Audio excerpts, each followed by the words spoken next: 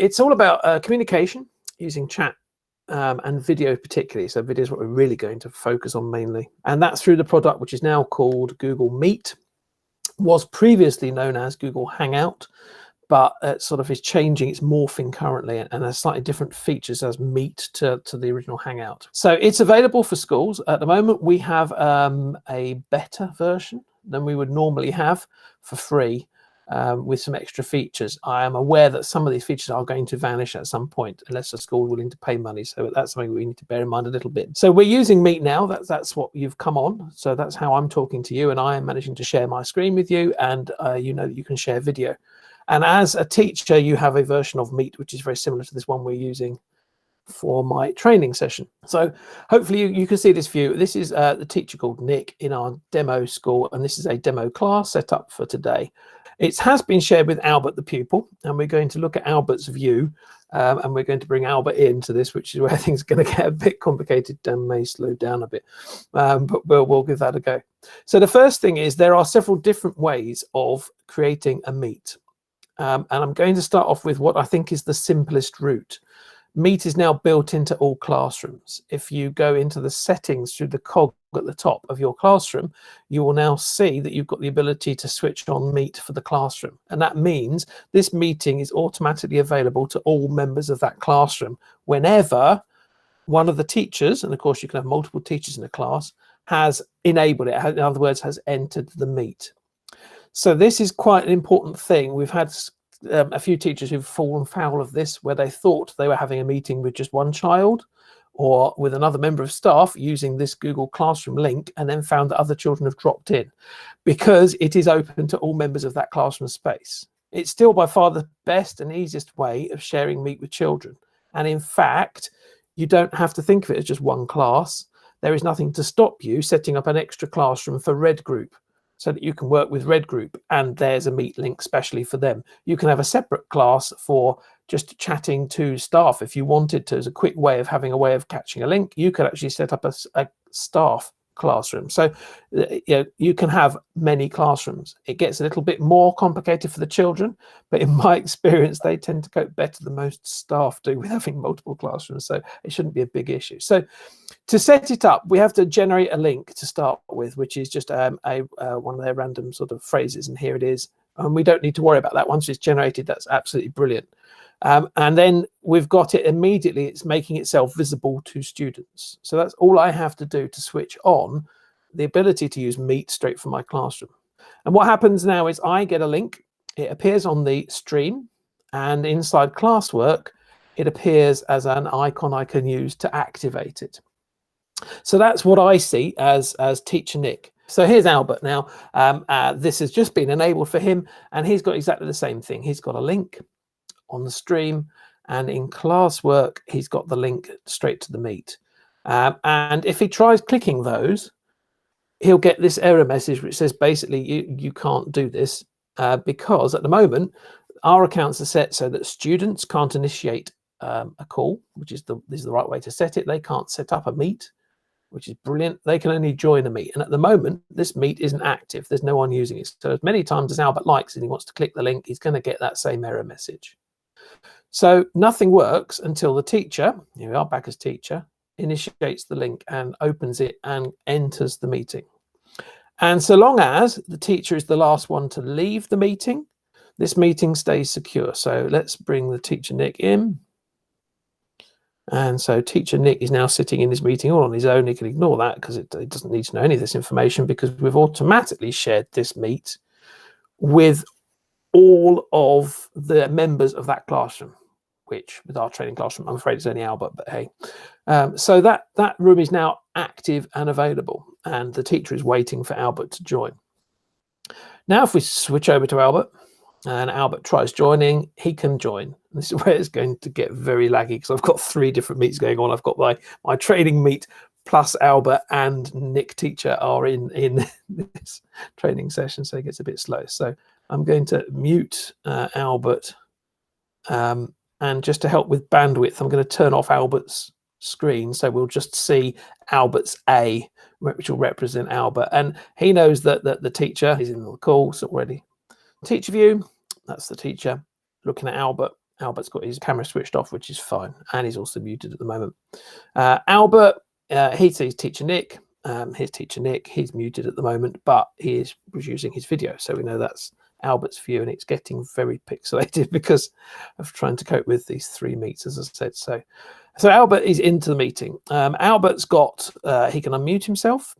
He can switch off his camera, and there's a hang up button, which is the leave call. There we are in the middle at the bottom. He can also turn on closed captions, which is an interesting option.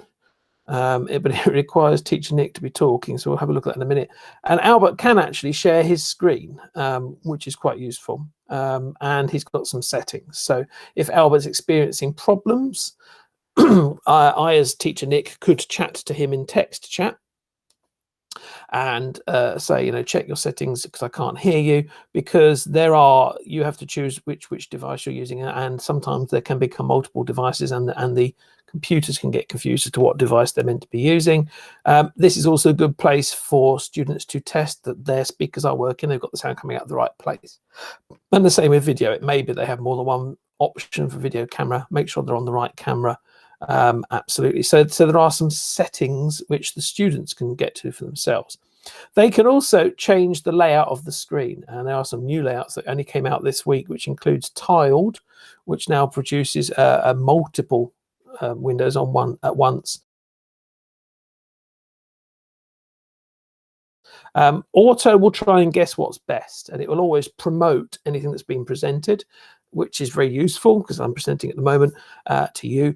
And as a user, you can also spotlight people, or you can pin people if you want to be able to pay attention to what they're doing. So if you end up with a noisy classroom environment where there's a number of children who are not muted, you can still pin the teacher so you can see what they're doing, what they're showing you, which is very, very a useful feature. So we've got a number of different settings available at the bottom there. Full screen, enters full screen mode. Use phone for audio, don't. At the moment it's a premium American number, and the audio through computer works absolutely fine. Report a problem and report abuse, and help gets you help via Google. So that's again useful to know that that's available there for children. Then there are a couple of other things that Albert's got. So he can see who else is in the call, and so he can see the teacher and Albert, and he has the ability to pin the teacher, so fix the teacher to the screen, which means he can focus on the teacher, which is brilliant. What Albert can't do is mute somebody else because he's a student, and what Albert can't do is kick me out of the meeting because he's the student, so that's really useful. And there is text chat. So again, if you're going to use this, some rules about what you put in text chat would be very important. If it puts up, so this is saying I'm watching as Albert, so it says you said test, and that's absolutely great. If I switch view to teacher Nick got some new chat that's appeared at the top of the screen there, and clicking on it, it would have come up as a bubble if I'd have been watching the screen at the same time, and it will tell me exactly who said it. So it was Albert Pupil, what time and what he said. So it's all lovely and transparent still, but it's quite a useful tool, but it will require some ground rules using it with children. So yes, as teacher now, I've got the same sort of things. What I have got is some extra control. So if Albert wasn't muted and Albert's making a lot of noise, I can mute Albert. He can unmute himself. I can't unmute him. So if I manage to mute Albert and he can't work out how to unmute himself, he's going to stay quiet. But that's absolutely, it's fairly straightforward, and it is easy to explain, really. I also have the ability to remove Albert. So if Albert isn't coping, if Albert's behavior isn't what I want, or Albert's ended up here by accident, I've got the remove option. I can kick Albert back out again as teacher. So that's all in the people tab. So that's a nice feature that I've got that ability as teacher. I've also got, obviously, all the same settings that Albert had, plus record meetings. So this is an option that can be turned on, and we've been recommending that schools go with this record meeting option, partly to help with any worries around child protection, making sure that the teacher is, has evidence that they've behaved brilliantly, perfectly, because this will record the meeting. It records the meeting just as I did in our training session, and records the meeting and puts a copy of it straight into the teacher's My Drive, and that then is available there remotely online to be accessed later. And that's certainly what we're doing here with this one. And it's, again, very easy to do. As teacher, you've got the button, you press record meeting. It pops up warning you that you need to ask consent for people. So you need to say to your students, yes, I'm going to be recording this. And then when they hit accept, it will start recording when this turns red, and a little message will ping up to everyone else. So Albert's now should have had a message, we missed it, which told him that Nick Speller was going to start recording. And he's got a recording symbol to tell him, Albert, that actually, yes, the session is now being recorded. So he's aware of that because it's there in the corner of the screen. So as teacher, yes, I've got the ability to start a recording. I've also got the ability to, at any point, stop it again if I wish. So I'm going to just hit stop. And it will warn you it's going to be saved to my Google Drive, and it will just do that automatically. It will go off and do that in the background. If your email address notifications are set up, it will email you when the recording is available, but otherwise it just goes into a folder. So let's go hunting for that folder now, just so I can show you. So if we go to drive.google.com, so it goes into the Meet Recordings folder for the teacher on the teacher's account. And that will appear here shortly. It will take it takes a little while to process depending on how much else is going on. But as you see, here are some earlier ones. In fact, there's today's. It's already come through. 32 megabytes sitting there, ready for me to watch back if I wish, just as evidence of the session I've run, really. And again, some schools are now thinking that actually these videos may be useful for the asynchronous learning. So if not everyone managed to get into your live session, what you could do is you could take this video, download this video, and then post it up to the internet. Basically, yes, I could download a copy and I could then decide to upload that to YouTube. And as a teacher in a school, YouTube can be enabled so that you can have a YouTube space to share. And then if you share them as unlisted videos, they can't be Googled or searched for by other people. But if you have the link, you can then use it to embed in a Google Classroom or to share with students to say, you missed this, here's the recording. So it's an option, and having a recording is a good idea. But I say it takes a little while just to process that and come through. Teacher Nick has that extra ability, which is quite useful. And again, so everything else is very much the same layout, full screen. Everything else is the same as Albert has. So Teacher Nick, yes, can mute people. Teacher Nick can kick people out. Teacher Nick can record the session, which is really useful. If we turn on captions, which should appear at the bottom of the screen, in theory, we should be seeing, there we are, it's just starting to come through, but it's just underneath. There we are. So I've turned on captions, and what happens is Google automatically tries to translate what I'm saying and put it into text. This feature is available as part of Google Slides as well. So if you're running a presentation through Slides, you can put closed captions on. And it copes remarkably well, better than some of the ones I've seen on television, to be honest, but it's not perfect. But there we go. So that's closed captions. It's something that the user switches on, not the teacher. So it's a sort of end user feature. So if you've got children who aren't going to cope with hearing what you're saying, closed captions is something they can switch on for themselves to then join in. And anybody who speaks, it will be captured as closed caption, which is brilliant, a brilliant feature. So here we are in the meeting, Teacher Nick, and we're ready to finish the meeting. And what we have to say is we have to say the rest of you need to leave. So Albert can leave himself. He can hang up with the hang up button. I'm just going to kick him out to make things a little easier. So I've removed Albert from the call. I'm the last person left. What Teacher Nick now has to do is to leave the call himself. So there's a hang up button just here at the bottom of the screen. And Teacher Nick is going to leave. And close that Meet window tab because we don't need that any longer. So Teacher Nick, yeah, has managed to leave. Albert left. He's been removed from the meeting. If he comes back and tries to get back into the meeting, he'll be told he can't join the video call because he's locked out because the teacher left, which is brilliant because it means they can't then return to the call and start chatting to their friends, which was a bug in the earlier versions because the meetings didn't lock. This now works beautifully and is nice and safe and secure. that link is there. And if as a teacher, you just want to take it away just to neaten things up, just to sort of so they don't keep saying, well, the meet's not working, which, you know, it's something that children can come back with, then yes, as teacher, what you can do is you can go back into your settings of your classroom and just make it not any longer visible to students. And that will just take away the icon at the top. It does for you as well as teacher, and takes away the link on the stream page. So it means you've got some control over that feature, which is brilliant to take it away if you want to hide it again. And again, very easy just to bring it back again by going to the cog and saying let's make it visible to students and hit save at the top. So you've got ultimate control. So for me, this is the best way now that anybody could use Meet, because the membership is controlled by who can access the classroom. And what you can do is have multiple classrooms to control the membership, which is great. So that's one way of doing it. For staff meetings, it's probably not the best way. For staff meetings, I would suggest you schedule something in the calendar. So if we put a lunchtime staff meeting in for today,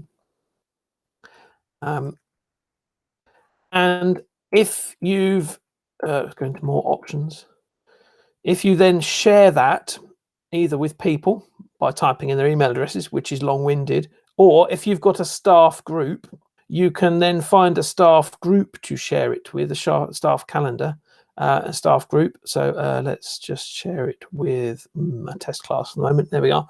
And it will become automatically available to everyone who's got access to that calendar. So it requires having a shared calendar, a staff calendar. And then you can enable, say, Google Meet for video conferencing, which just adds Meet to it. And then that's immediately available to all of those people. Say up to 250 people. So hit save, and that now becomes a scheduled thing.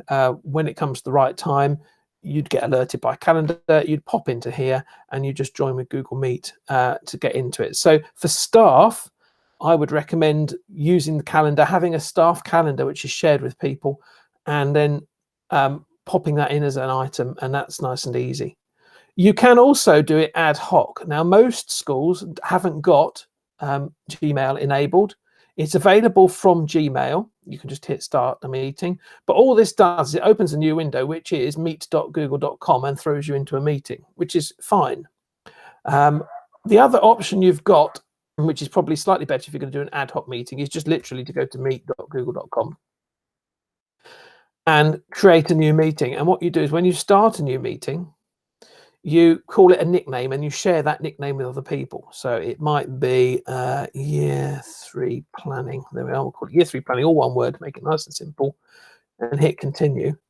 Anyone else within your school who goes to meet.google.com now and joins this meeting will go to meet.google.com and can put in that link. So this works for students as well as staff if they know the secret code you're using. So if I go back to Albert for a moment and we take him to meet.google.com,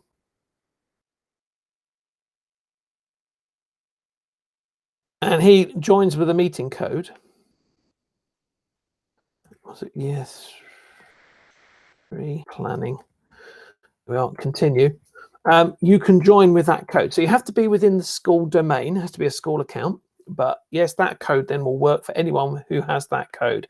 And because it's a meeting, the Albert, can join meetings.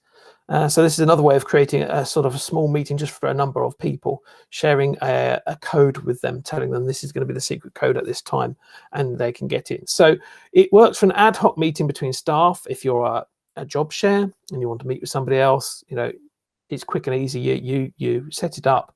You say, I'm going to use this code at this time, send that code to the other people, and they can then either join or create the classroom if they're a member of staff before you, and they get there before you.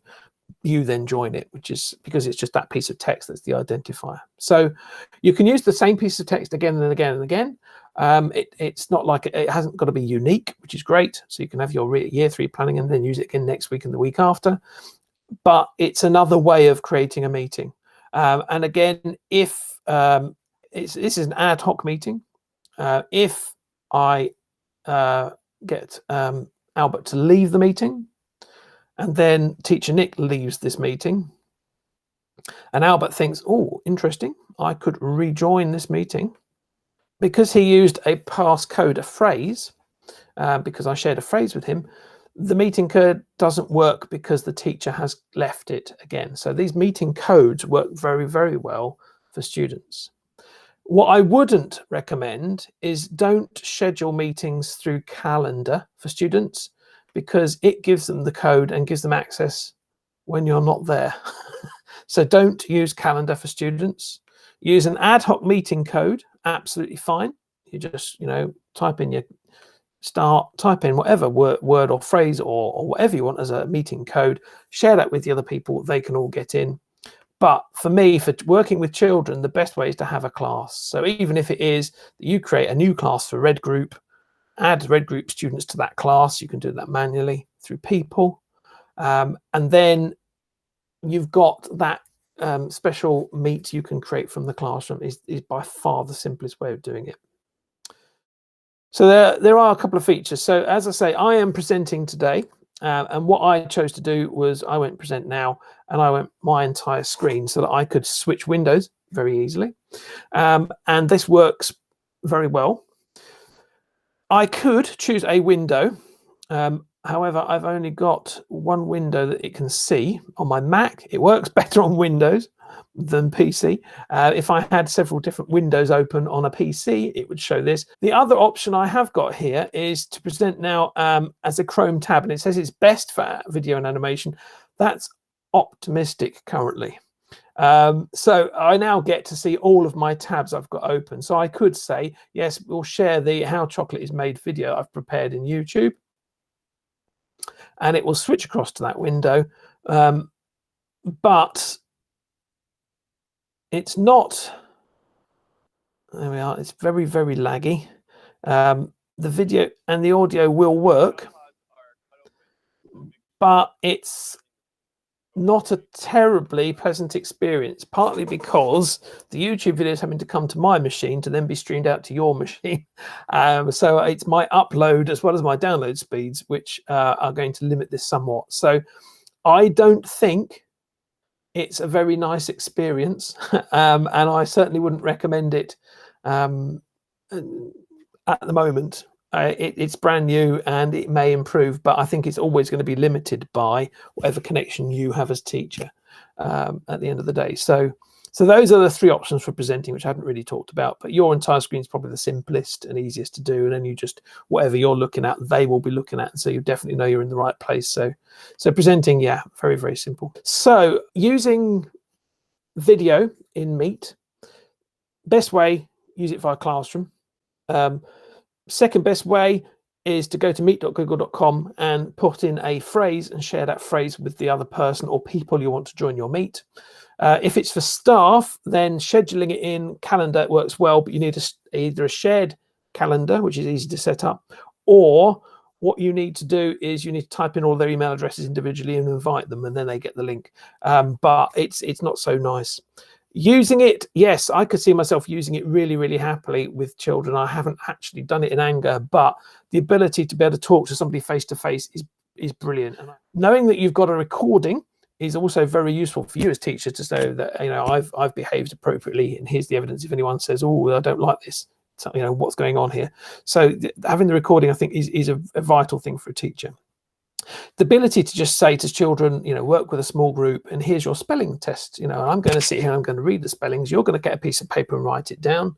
And then at the end of the session, I'm going to get each of you to hold your piece of paper up in front of the screen, and I can see how you've done. That is immediate, and it's no different from working in a classroom environment.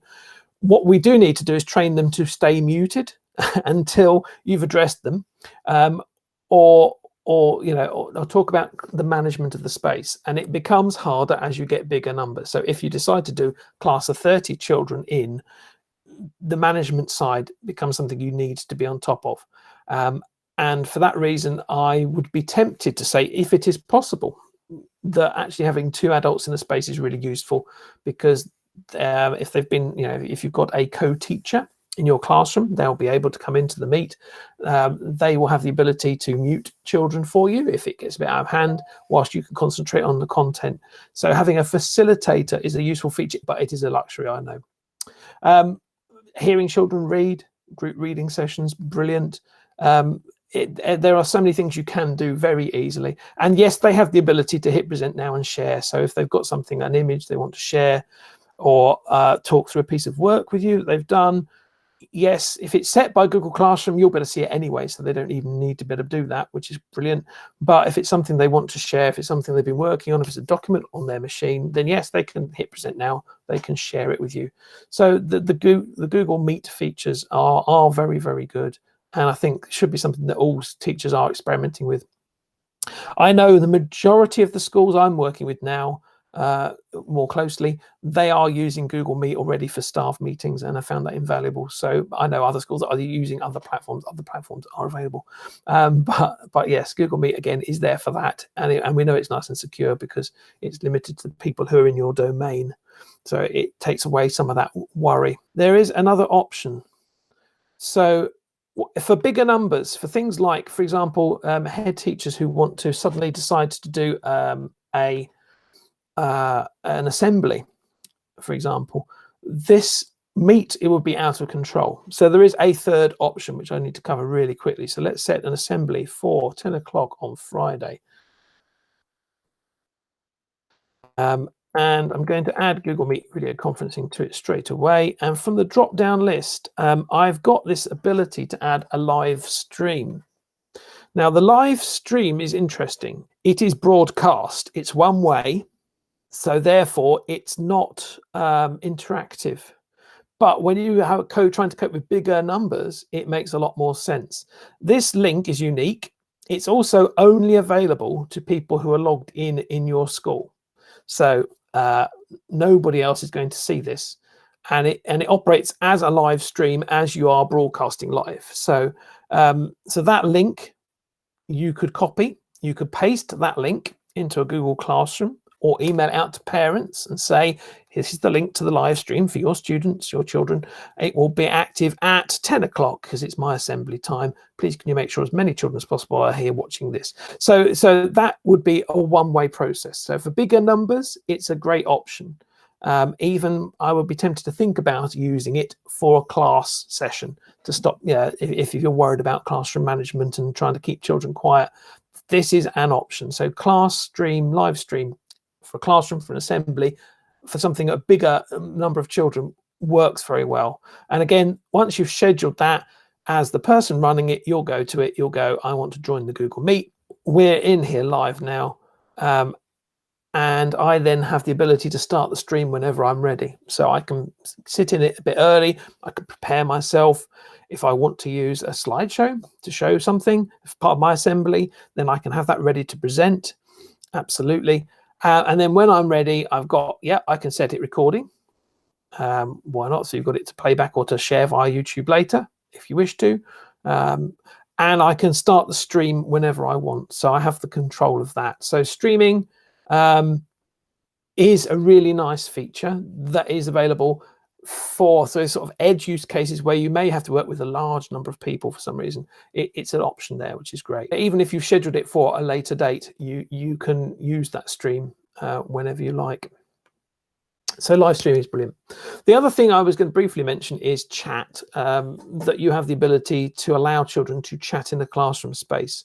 And some people are doing this a lot. Some people are trying to separate chat from work, which is absolutely fine. And there's no right or wrong. By default, when you set up a classroom, students are able to communicate. So as teacher, I can communicate something with giving them some information, and that is available straight away. If we go to Albert's page and Albert goes to the stream, I'll give it a second. There we are. Stream is updated. Hit show. There we are. There's the new information that's coming through. Albert, at the moment, by default, has the ability to say things back himself. He can make a post about anything he likes. He can also reply to other posts. So the ability to post is available to Albert because he is has that enabled by default with a new classroom. And teacher, yes, give it a second to it or refresh. There we go. Show the new updated, and you can see Albert. Everything's transparent. You can see who said what, where, and when. So this is a chat feature. Has I know, been actually welcomed by lots of children where it's being enabled. And schools are tackling it in different ways. Some schools are saying, well, yes, we'll enable this in our normal classroom space. Some schools, they've put 2 separate classes. So they've got their work class, which is the one where they go and find all the links and find everything to do. And they've got a second classroom, which is just their chat class. So it's got their class name and chat, and they can chat. I know at Chadlington School at lunch times, they're enabling a chat classroom for the whole school. It's a small school. It's only got 3 classes. So they've got 1 hour a day when they're coming and switching on the ability for students to type something. And then at the end of lunchtime, they're switching it off again. So they've got some space just to chat and communicate with each other and hang out and talk to each other and share what they've been doing, and in a safe way, because it is safe, because everything here has their name, the date and the time. If as teacher there's something I don't like, I've got the option to delete it. I've also got the option to stop them posting, mute them, which is brilliant because it just stops them being able to post just that one individual rather than turning it off for everybody. So if you get a child who regularly is getting it wrong, you can say, sorry, Mal, but you're going to be muted. You can submit work, which is great. You can't reply to 80 classmates and you won't be able to comment and post. And I've got quick ability to delete this post if it was inappropriate. So I've muted poor old Albert now. Albert's muted. He's no longer able to post anything new. If Albert tries to share something, let's just update the stream. Albert's going to post hello again. Yeah, couldn't attach file. Make sure you have permission. So he doesn't. He's getting that. He's lost that ability. And in fact, now the page has refreshed itself totally. The post box has gone for poor old Albert. He's got no ability to post any longer. If I decide, Albert, he's learned his lesson. I've got the ability to unmute him and to let him back in and let him carry on chatting if I think he's learned his lesson. So I've got ultimate control over that. So whether you decide to do that for your main Google Classroom, or whether you decide to set up a second Google Classroom or a special Google Classroom, which is a bigger space, that's entirely your choice. Or whether you decide, no, I don't want to use it, it's your choice. To enable it and disable it, it's a setting. And it's the setting about stream. By default, students can always post and comment. Middle option, they can reply only. Of course, you can't keep them on task and on topic, which is where the delete mute is useful. Or if you want to lock it down and you want to turn it off because it's now time to focus on what we're meant to be doing, setting it to only teachers can post and comment doesn't remove what's there. It just stops students commenting. So Albert has the ability to post again. He's been unmuted, but that box has vanished for him because it's shut down at the moment. Only teachers can post and comment. So the chat feature, yes, has been quite useful. It's nice for you as a teacher to be able to ask a specific question and get a response to it and get feedback from children. You can find out how they're doing with a piece of work. And if they're worried about a particular piece of work, that is a lovely feature. So chat, I would say, especially at the moment, has value. When we're getting to the stage of most children being back in school, if you want to carry on using Google Classroom, which I would do, it's a marvelous tool, I would then be probably less likely to have chat enabled because in the physical environment, it's not a necessity really.